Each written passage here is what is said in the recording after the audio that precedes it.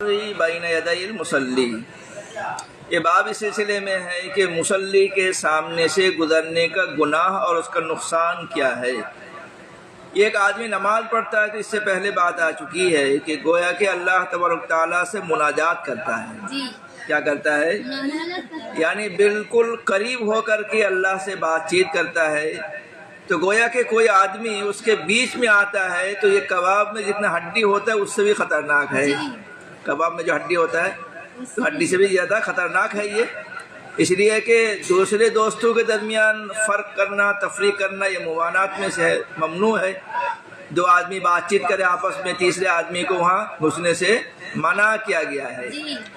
تو اگر کوئی آدمی اللہ سے بات کرتا ہو، اللہ سے مناجات میں مصروف ہو، تو کوئی آدمی بیچ میں آتا ہے تو بہت بڑا گناہ ہے۔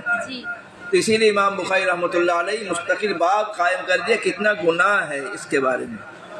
چنانچہ یہ روایت ہے بصری ابن سعید کا، کہتے ہیں زید ابن خالد رحمۃ اللہ علیہ انہوں نے ابو جہم رضی اللہ تعالیٰ عنہ کے پاس ایک آدمی کو پوچھنے کے لیے بھیجا کہ انہوں نے نبی کریم صلی اللہ علیہ وسلم سے کیا بات سنی ہے اس کے بارے میں کہ جو مصلی کے سامنے سے گزرتا ہے اس کا گناہ کتنا ہے، اس کے بارے میں پوچھنے کے لیے کس کے پاس بھیجا؟ ابو جہم رضی اللہ تعالیٰ عنہ کے پاس۔ تو ابو جہم رضی اللہ تعالیٰ عنہ نے کہا کہ نبی کریم صلی اللہ علیہ وسلم نے فرمایا لو یعلم المار بین یدی المصلی، مصلی کے سامنے یعنی نمازی کے سامنے جو گزرنے والا ہے اس کو اگر پتہ چل جاتا ماذا علیہ کہ اس کو کتنا گناہ ہوتا ہے، لکان یقف 40 خیر لہ، تو اس کے لیے آسان ہوتا اس سے کہ وہ 40 رک جائے۔ کیا رک جائے؟ 40 رک جائے۔ اس بات سے بہتر ہے کہ سامنے سے گزرے 40 رک جائے۔ 40 کیا ہے؟ ابو النضر رحمۃ اللہ علیہ نے اس کو واضح کیے، انہوں نے کہا کہ مجھے پتہ نہیں ہے کہ انہوں نے 40 دن کہا، مہینہ کہا یا سال کہا۔ اگر 40 سال ہو ہی سکتا ہے، اس لیے کہ اللہ کے درمیان اور بندہ کے درمیان خلل ڈالنے والا ہے نا، تو کتنا گناہ ہوگا۔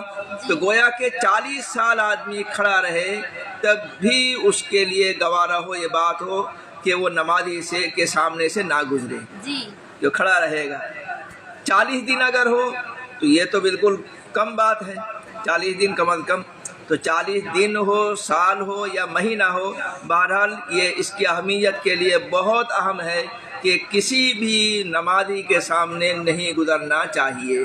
اس کو ہلکا نہیں سمجھنا چاہیے کہ کیا بات ہے سامنے سے گزر جائیں، تو ایسی بات نہیں ہے۔ اس بات کو یاد رکھے کہ وہ گویا کہ ایک نمازی اور اللہ کے درمیان جو مناجات ہو رہی ہے اس کے درمیان وہ خلل ڈالنے والا ہے۔